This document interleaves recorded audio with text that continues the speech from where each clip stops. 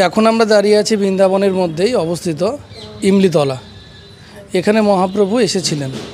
এই ইমলি গাছতলায় তিনি সাধনা করেছিলেন। তো এই ইমলিতলা তিনি কেন এসেছিলেন তা নিয়ে অনেক গল্পকথা রয়েছে।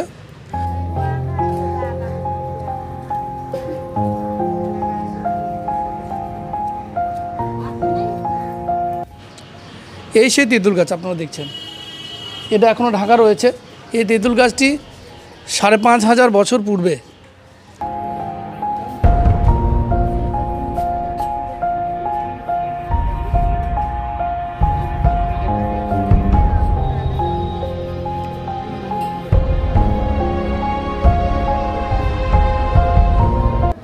এখন আমরা দাঁড়িয়ে আছি বৃন্দাবনের মধ্যেই অবস্থিত ইমলিতলা। এখানে মহাপ্রভু এসেছিলেন। এই ইমলি গাছতলায় তিনি সাধনা করেছিলেন। তো এই ইমলিতলা তিনি কেন এসেছিলেন তা নিয়ে অনেক গল্পকথা রয়েছে।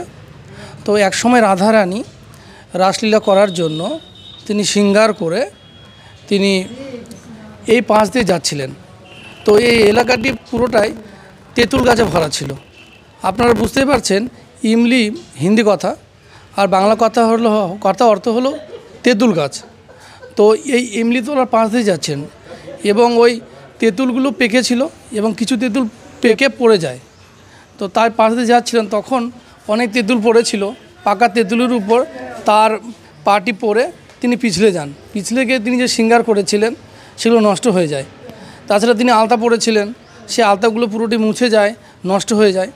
তখন তিনি খুব রুষ্ট হন এবং রেগেও যান। তখন তিনি বলেন যে এই ৮৪ ক্রোশ এই ব্রজধামে যত তেঁতুল গাছ রয়েছে, এই তেঁতুল গাছগুলি তেঁতুল আর পাকবে না। তো এইসব পাকবে না, তিনি সেটা অভিশাপ দেন। এটা শুনে তখন তেঁতুল দেবী বলেন যে রানী, আমাদের তো আপনি অভিশাপ দিলেন ঠিকই আছে, কিন্তু এমনও তো হতে পারে যে আমি যদি না পাকি তাহলে আমার গুরুত্বই থাকবে না। আমি যদি কাউকে পরিষেবা না দিতে পারি তাহলে তো আমাকে কেউ মানবেই না। তো আপনি এমন কিছু আমাকে বর দিন, মানে কৃপা করে, তাহলে আমারও যেন গুরুত্ব থাকে সমাজে। তখন বলে ঠিক আছে, তুমি যখন এত করে বলছো আমাকে, আমি তোমাকে একটা আশীর্বাদ দিচ্ছি, যেটা এই বৃন্দাবনে যত তেঁতুল গাছ আছে, তেঁতুল সেটা পাকবে না ঠিকই আছে, কিন্তু কাঁচাই থাকবে এবং কাঁচাই পাকার মতো মিষ্টি হবে। এই সেই তেঁতুল গাছ আপনারা দেখছেন, এটা এখনও ঢাকা রয়েছে। এই তেঁতুল গাছটি ৫,৫০০ বছর পূর্বে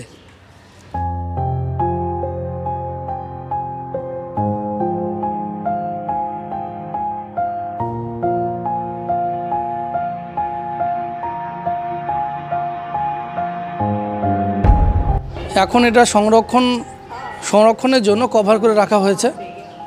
আপনারা দেখতে পাচ্ছেন, এই সেই বৃক্ষ, ৫,৫০০ বছর পূর্বের বৃক্ষ। এই ইমলিতলার অনেক লীলা খেলা রয়েছে। শ্রীকৃষ্ণ, রাধারানী সহ অন্যান্য গোপীরা এই কাছেই বংশীবর তলায় রাসলীলা করছিলেন।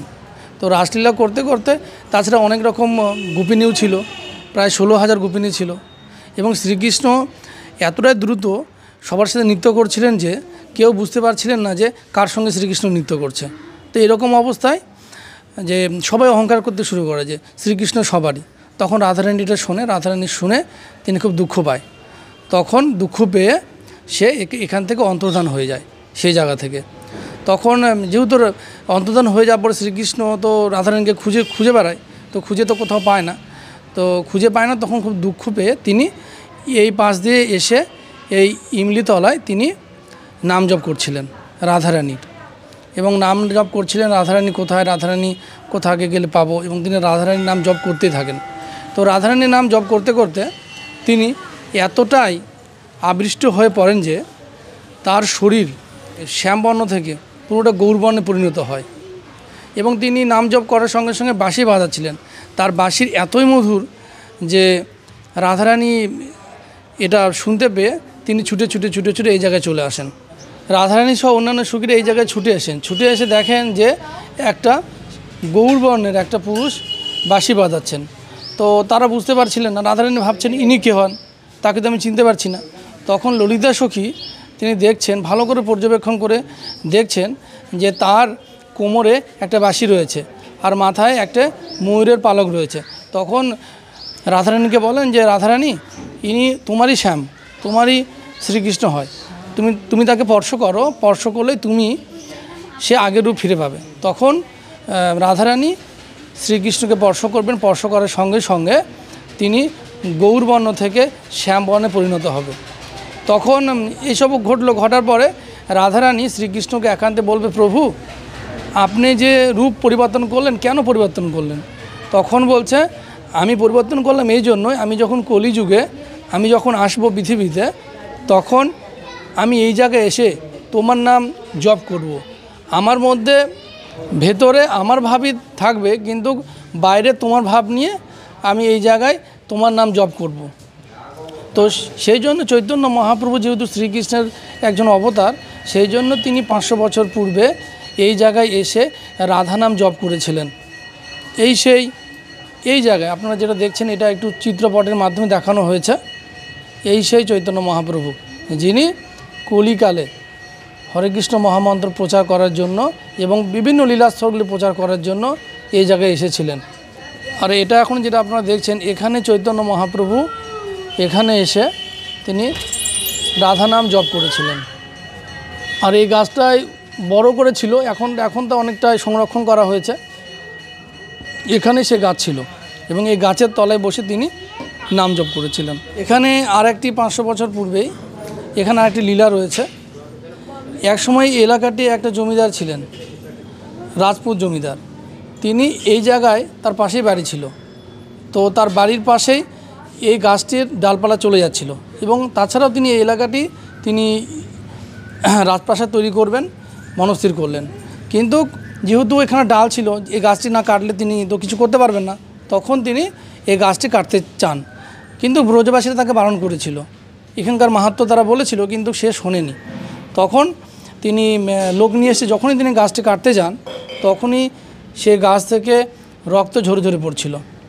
এখানে সেই চিত্রপটের মাধ্যমে দেখানো হয়েছে। তো তখন তিনি কাটা বন্ধ করে দেন। তো পরবর্তীকালে সংরক্ষণ করে রাখা হয়েছে এইভাবেই।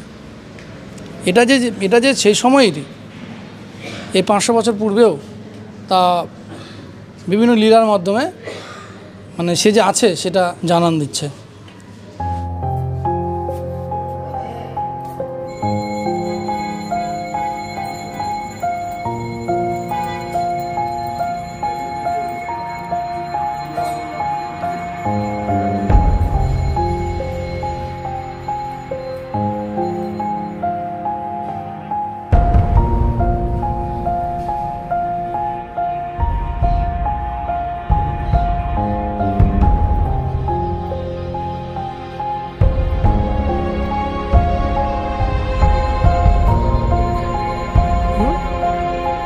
তুললাম তো।